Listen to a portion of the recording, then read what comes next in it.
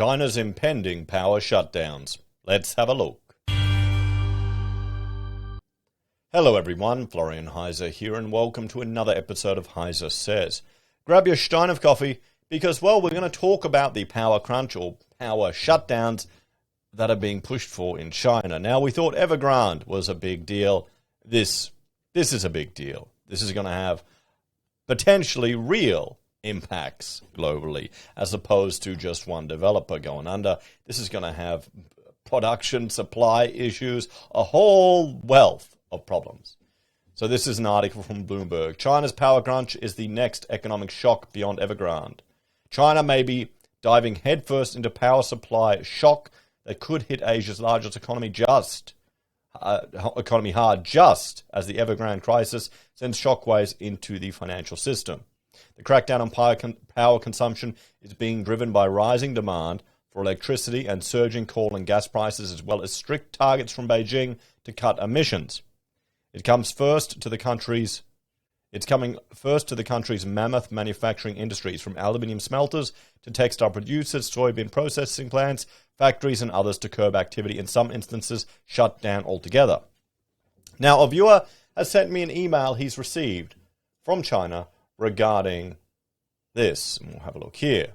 So, good day. And I've blacked out the names and companies as per his request, or her request. Hopefully, this email will finds you well, and have a nice day. This is obviously a non-native English speaker.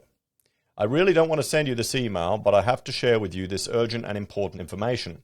Since the Chinese government published the policy to limit and control the energy consumption, many industries are under big influence, like textiles, chemical, cement, steel, etc. Under this policy, many provinces requested to limit the industry's power use. Some provinces support to produce 3 days and stop 4 days, so only 3 days out of the week. Some 2 days, stop 5, 2 days out of the week. Even others, 1 day and stop 6 days. This might be the worst electricity power limit in history. And notice what's happening in the UK too. Someone sent me another article. They're unplugging, and we'll look at it later. They're turning off or limiting people's ability to charge their own cars at their power stations at home at night for 9-hour windows because they don't have enough power. There you go, guys. They can't do that to gas, can it? Or your petrol. At least not yet. This policy will lead to many big challenges for different industries. 1. Production time will be much longer than previous. We already have issues getting... maybe this will work out for the shipping issues. Maybe shipping will return to normal or have a chance to catch up. Prices will increase certainly and sharply as the shortage supply of raw materials and longer production times for pre-orders. Now the policy change fast and published suddenly. The faster we take some actions, the more opportunities we win the market share. Only 1 day. We receive many notices from different industries and factories, the action from all around beyond our control. Time is gold now. This policy will not just last for several months, but maybe longer. What? We're not talking a week here. We're talking months, if not longer. There is no question that the markets should have a big change in the end. My company have an emergency meeting this morning to take some actions and notify all my valued customers at the first time. I hope this information will help you. I will stand together with you always for any in need. So there you go, everyone. And this is some of, hang on, we'll have a look here. This is some of the other headlines. Big line in the sand. China promises no new coal power plants projects. Game changer. China to stop funding overseas coal projects. China pledges to stop building new coal energy plants abroad. Betting on low-carbon future is why China is ending foreign coal investment. China will no longer fund coal projects abroad. China pledges to stop financing coal plants abroad. Could that be just because they can't afford to have enough coal for their own country? Here's the power restrictions. China, Southern Power Grid notice that they will limit the electricity power from many industries in Guangdong factories can only produce 2 days and stop 5 days per week. They have the right to cut off the power directly if the factories don't abide the rules. Here's another one. Excerpt from Guangdong and Jiangsu province. There are many other provinces that have also been notified need to limit the use of electricity power. There you go. Now, China has coal power. Okay, and what we're seeing here, we're seeing all of the coal plants here. Now, notice this, the operating is about 2.04 million megawatts. If we go back to here to 2000, most of that growth has come from China, everyone. So we go back. There we go. Look at 180 pretty much to now 2 million. We go even further. Look at what's planned. So let's have a look at the price of coal, the commodity price. Actually, okay. Okay, I'm just going to change this website here. We'll update this. There you go, everyone. 181 USD for the price of coal. That's shot up. That has certainly shot up. Let's go to 10 years. This is at levels. Let's go to all time. There you go. 120. This is so high. I remember when we were first working on some coal camps. We did design mine industry areas for some camps here. And this was back in 2011 when there was tenders everywhere. I pretty much started my business just doing submissions for builders to win tenders for coal plants. There you go. Look at that. I think we know the real reason why they're cutting back on their coal usage. I suspect it's got more to do with these other, the costs more than other things. So let's jump back to this article. Almost half of China's 23 provinces missed energy-intensive targets set by Beijing and are now under pressure to curb power use. Among the worst hit was Jiangsu, Zhejiang, and Guangdong, a trio of industrial powerhouses that account for nearly a third of China's economy. With market attention now laser-focused on Evergrande and Beijing's unprecedented curbs on the property sector, another major supply-side shock may have been underestimated or even missed. Norma Holdings Inc., analysts including Ting Lu, warned in a note, predicting China's economy will shrink this quarter. The worsening power crunch in China, perhaps overshadowed by the attention on whether Evergrande will default on its mammoth debts, reflects extremely tight energy supply globally that's already seen chaos in Gulf markets in Europe. The economic rebound from COVID lockdowns has boosted demand from households and businesses as lower investment by miners and drillers constrains production. But China's energy crisis is partly of its own making, as President Xi Jinping tries to ensure blue skies at the Winter Olympics in Beijing next February and show the international community he's serious about decarbonizing the economy. If he decarbonizes China, this is going to be more deaths than the Cultural Revolution, isn't it?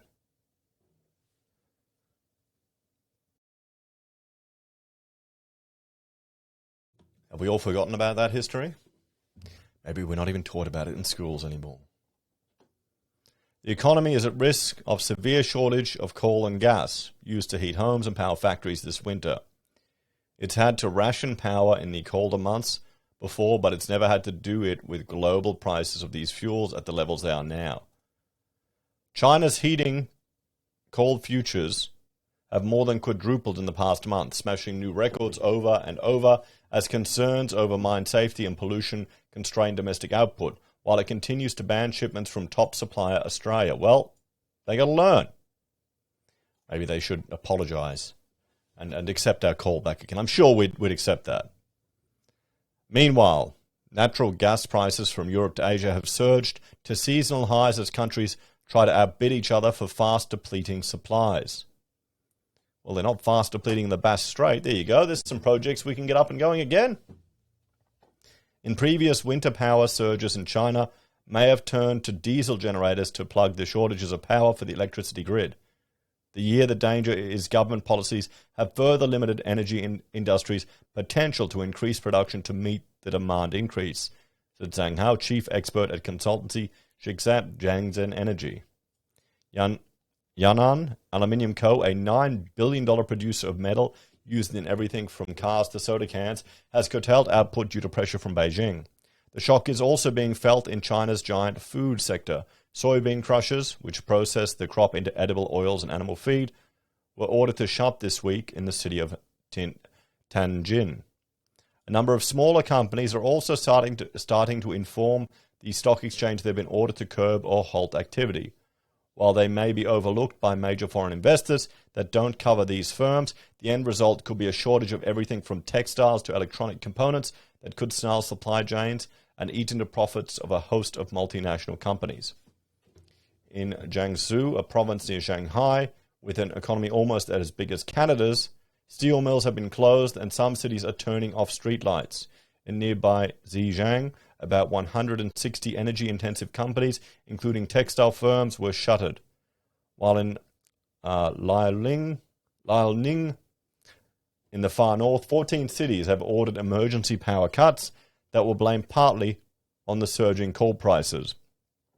The power curbs will ripple through and impact global markets, Norma Tings said. Very soon, the global markets will feel the pinch of a supply shortage from textiles, toys to manufacturing parts. There you go. Is this transitory inflation? Does it feel like it's going to be transitory? It's just supply issues, and now it's production issues because of power and surging coal prices. Is 2022 going to be just as interesting as 2021, guys? The curtailments are a fresh threat for an economy facing multiple pressures after a V-shaped rebound in the past year. And as with Europe's energy reductions, the squeeze poses a challenge for policymakers, how to pursue environmental goals without damaging still fragile economies. Beijing is targeting full-year growth of 6%, expansion of 12% in the first half. Policymakers seem to be willing to accept slower growth in the rest of this year in order to meet the carbon emissions target, said Larry Hu, head of China economics at Macquarie Bank. The GDP goal of more than 6% is easily achievable, but emissions targets are not easy to hit given robust growth in the first half. So there you go, everyone. Well, let's have a bit of a talk about this one. Well, this certainly could have much greater impacts globally than Evergrande. 100%. We can see this rippling through to consumer goods, even here in Australia, that we get from China. So this is certainly one to keep an eye out. If they're talking not just months, could be even longer, this is a little concerning. What do you think? Hey, at least they'll meet their carbon emissions. Won't that be good? Anyway, let me know your thoughts and opinions on this one in the comments down below. If you're a fan and enjoy the content I find and put together here, there are a few ways you can support us. You can join us on YouTube or Patreon. Sign up for SelfWealth or Stake. Use our affiliate links at Amazon, eBay, Independent Reserve, or AussieBroadband. Take care, guys. Have a great day. I'll see you next time. Bye for now.